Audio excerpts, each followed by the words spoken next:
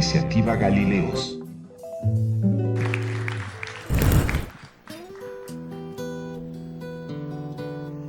Buenas tardes, buenas noches a todos y a todas. Saludo a todos quienes están aquí haciéndose visibles desde el podio y a quienes están escuchándonos. Un placer estar con ustedes. Esto se llama unas pocas palabras para los Galileos. Las instrucciones del secuestrador que me trajo a este evento tienen una sola frase: hablar de la izquierda en México. No sé si voy a poder cumplir este deber o hacerlo con el rigor debido. Una cierta preocupación me invade cuando pienso en los encumbrados personajes que protagonizan las coordenadas y la geografía de la izquierda partidista en México, la de sus intelectuales y la de sus columnistas, porque no pocas veces pienso que hay allí un círculo vicioso, uno en donde las ataduras producen impedir el cambio democrático definitivo que este país necesita. Pero al mismo tiempo advierto que el círculo vicioso no está vacío. Lo habitan millones de personas, la esperanza y el dolor, la necesidad y el miedo. Lo habitan los millones de votantes que, con y sin militancia, siguen apostando por la izquierda como un medio para mejorar las condiciones generales del país. Veo también cómo muchos votantes de la izquierda han dejado de hacerlo y cómo los nuevos votantes llegan a una boleta desilusionados, sin opción. De este modo, no será sencillo dejar mis emociones y mi historia en el abordaje de estas líneas, y así es que, y a partir de cómo, señor secuestrador, me avengo a incumplir el encargo.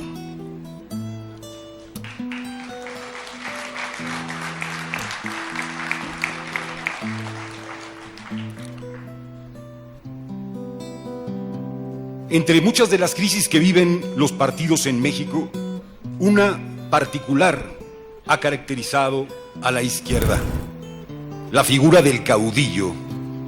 Ya en su versión más democrática o cuasi religiosa, el caudillo parece un vicio imprescindible. Pero no me interesa ahora hablar de las virtudes y desatinos de él o los caudillos. Me parece mejor traer a cuento un texto que he leído recientemente de Manolo Vázquez Montalbán, que hace referencia a la parábola del polaco Adam Shaft, utilizada justamente para cuestionar el estalinismo. Y cito: Calígula nombró procónsul a su caballo. Es cierto, pero ¿por qué lo asumieron? ¿Por qué lo aceptaron los senadores? Creo que la iniciativa Galileos surge como la necesidad política de dar respuesta y de enfrentar la pregunta desde el PRD como el partido más votado de la izquierda en México, y al mismo tiempo busca responder desde la propia sociedad y sus organizaciones, hacer respuesta a un frente de definición respecto de lo que representa para la izquierda el caudillaje. Iniciativa Galileos surge como el entendimiento de que un cambio profundo en el PRD necesita ser llevado a cabo. Uno que le permita volverse nuevamente un instrumento al servicio de la sociedad y no un instrumento al servicio de un caudillo, un profeta o incluso de los intereses de los liderazgos de los ya muy conocidos varones y baronesas del PRD. Algo ocurre en la organización política de la izquierda más votada en México, como es el caso, cuando enfrentan la dificultad de no estar produciendo los liderazgos que una formación política requiere. En este sentido, entiendo que los esfuerzos por impulsar nuevos liderazgos, vincularse con aquellos que se producen en las organizaciones sociales, la academia o el servicio público y la sociedad en general, se vuelve un asunto inaplazable e indispensable. Hay una evidente tensión a la hora de elegir como candidato a una persona consolidada que asegura una cierta presencia, o apostar por los liderazgos nuevos y no consolidados, no tradicionales. Pero si una organización no produce opciones de gobierno, opciones de dirigencia, si no es capaz de dar responsabilidades a nuevas personas, renuncia, estoy convencido, al futuro como opción política, renuncia en muchos sentidos al papel que el propio PRD se dio desde su fundación. El desafío, entonces, está en responder también la pregunta de cómo producir liderazgos de izquierda en México. Cómo producir liderazgos desde el Partido de la Revolución Democrática, y en esta lógica la aventura de los Galileos me parece central. No se trata de cómo nombrar a candidatos y candidatas conocidos o populares, sino cómo producir auténticamente nuevos liderazgos en un país que los requiere de una manera esencial.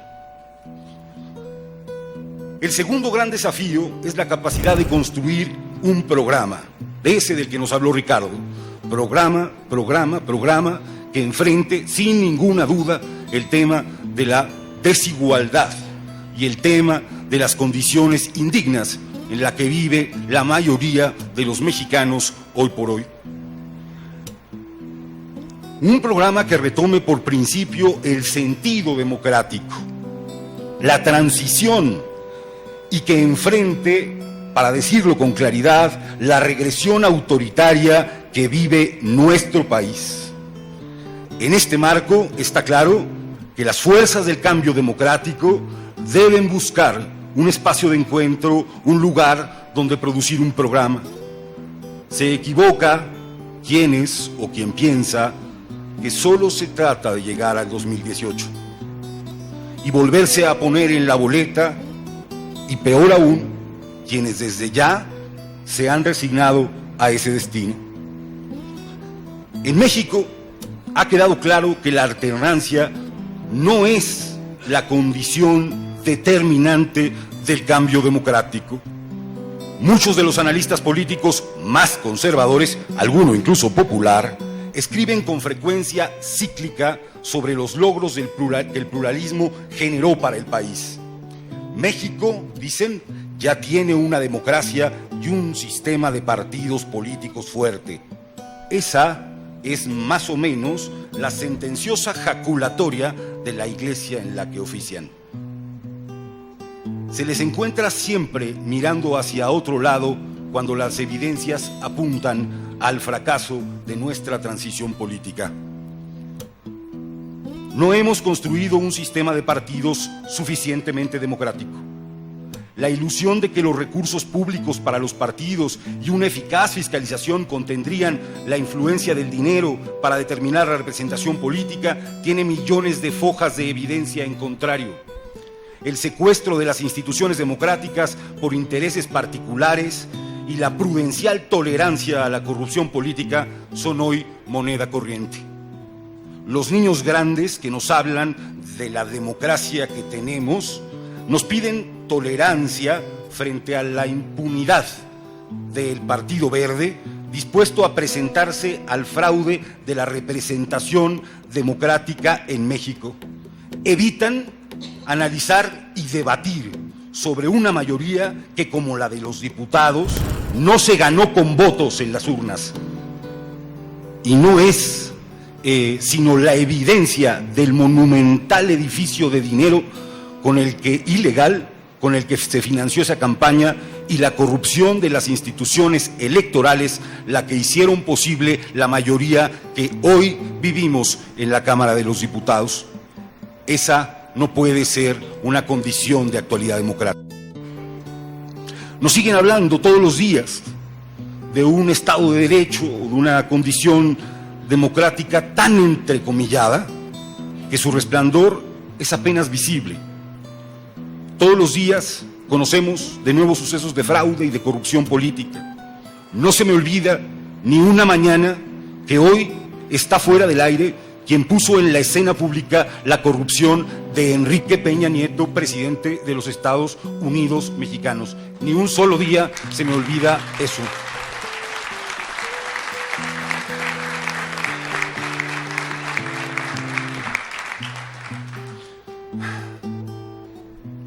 No puedo aceptar sin más discutir las condiciones de una democracia que hace silencios frente a las víctimas y frente a los desaparecidos. Una democracia de los perdones a Televisa y Azteca, la democracia protectora de los monopolios como Telmex, la democracia de un parlamento que elige como ministros a empleados, la democracia de un Congreso que hace una reforma para la rendición de cuentas, pero se da una excepción silenciosa para después incumplirla. Eso, compañeros y compañeras, no puede ser considerada la democracia que México necesita ni el fin de la transición política.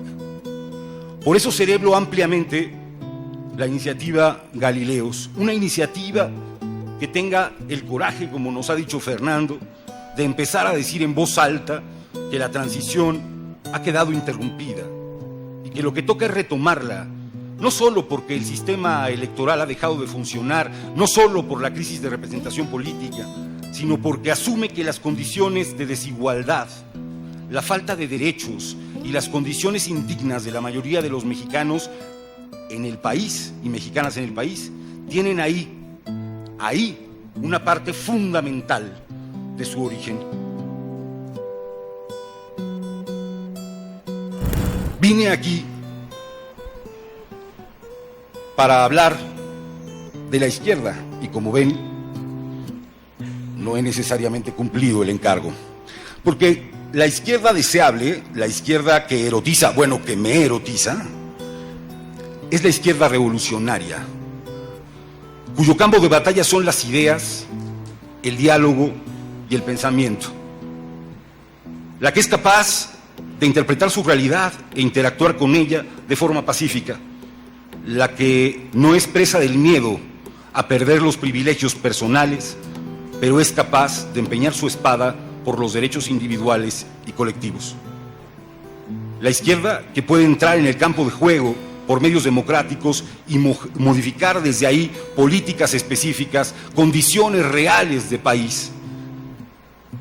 La izquierda que es capaz de construir acuerdos concretos, pero también la izquierda que es capaz de replantear las reglas del juego. Y con esto digo algo fundamental. La izquierda que me erotiza, que me emociona, es una izquierda que puede ganar. No tengo duda que 2018 se va a convertir en una lucha entre el inmovilismo y la suma cero y el cambio político y el cambio por la dignidad democrática del país.